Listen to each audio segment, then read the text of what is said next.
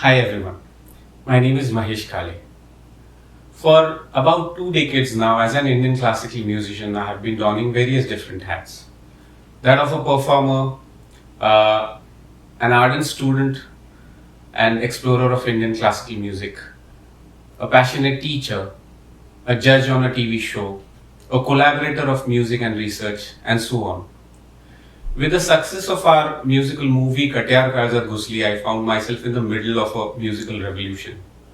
The surge in the activity and curiosity around Indian classical music was something I had never experienced before. The interest rose and the concerts and performances saw a lot of growth. It is this interest that I want to multiply and I realize is the calling of my life. Few years ago, when I was on a concert tour, I think in Nasik, at the spur of a moment, I had implored the audience to do a sing along with me on a popular song, and they readily obliged. The experience was so beautiful that it's hard to forget, and the excitement and wonder on the faces of the audience was really, really beautiful. Then, in another concert in Pune, I decided to go a step further and I had the audience converse with my music while I was doing improvisation by catching the refrain and landing on the rhythm. And they did it. And the excitement, the anticipation, and the exhilaration that I was able to see in the eyes of the audience was like nothing else. Then in Mumbai, in another concert, I decided to make the audience sing a classical composition this time, something that they had never heard before. To their disbelief, they were not only able to hold the tune, but also experience the joy of music that comes along with it. And thus started the journey of sing alongs, possibly a maiden effort in the realm of Indian classical music.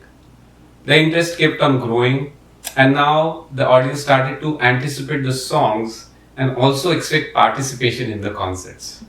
I think the audience come to a realization that the music had touched them in a way that was unknown to them before. Then started another expedition. Now that I knew that the music had touched the people, I decided I wanted them to touch it back, feel it from the composer's, creator's perspective instead of the listeners. And I wanted to do music workshops. Uh, Wherever I went to do my concerts, be it in India, the US, Europe, Australia, wherever, I requested to do a workshop on music. I had identified a simple routine where the participants would lose a sense of time and enter this comforting, non judgmental zone.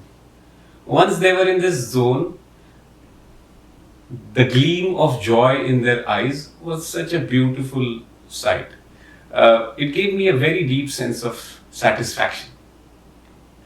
While all of this was going on, I continued to teach my students remotely in the Bay Area from wherever I was, and when I was unable to, my senior students would help me with substitution. Out of nowhere, the world was struck by a bolt of lightning that we call the pandemic. And almost all activities that are known to human beings came to a complete standstill. Trying to adjust to the new normal, on one of our daily walks, me and my wife started to discuss the impact of this situation, especially on the musicians. And subsequently, with the team of my non-profit organization, the ICMA Foundation, we rolled out a performance series that we called Isolated Yet Together, and also gave out Artist Appreciation Awards in an effort to give sustenance for their creativity and otherwise. The concerts, the weekly fest, was watched by thousands of people from all over the world. The festival lasted for 5 months, close to 5 months. I can never forget the effort that my ICMA team put in this whole process, but also the joy that all of us experienced during this roller coaster endeavor. all while managing our personal life during these challenging times.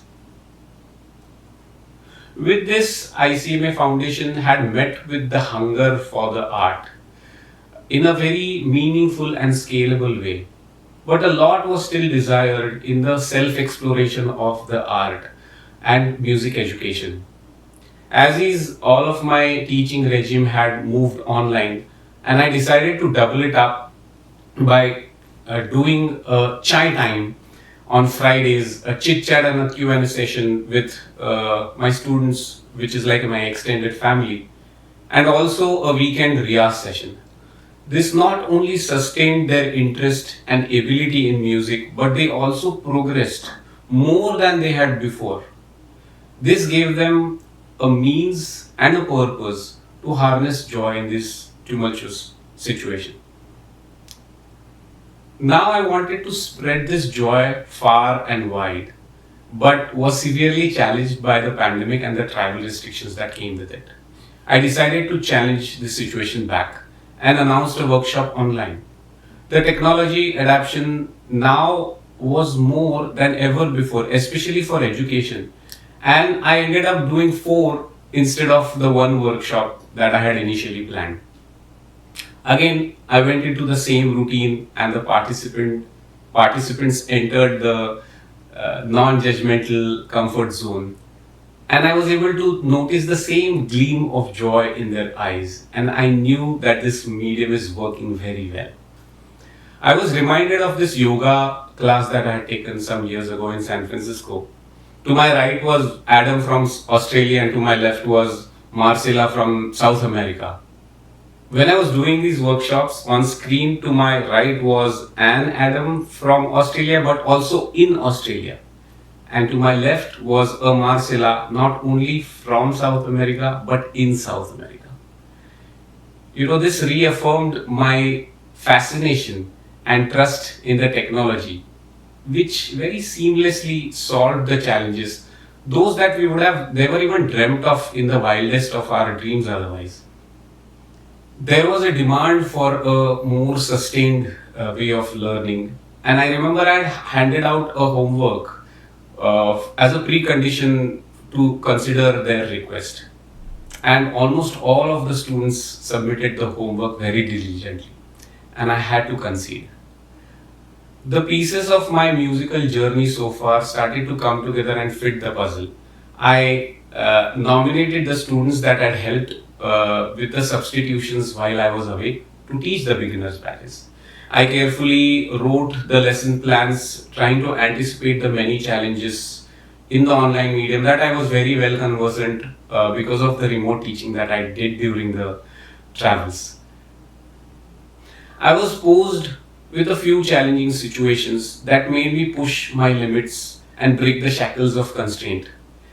MKSM, which was limited to the San Francisco Bay Area, is now a global school where many teachers are teaching many students in almost all different continents.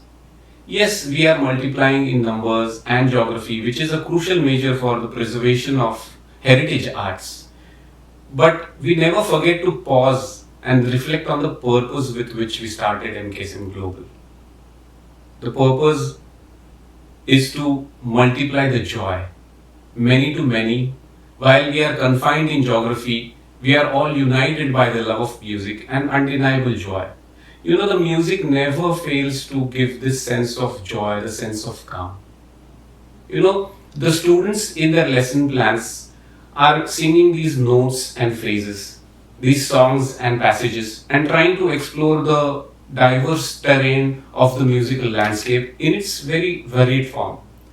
But when I sit down to write these lesson plans or when I sit to teach the master classes, I'm always mindful of the intent.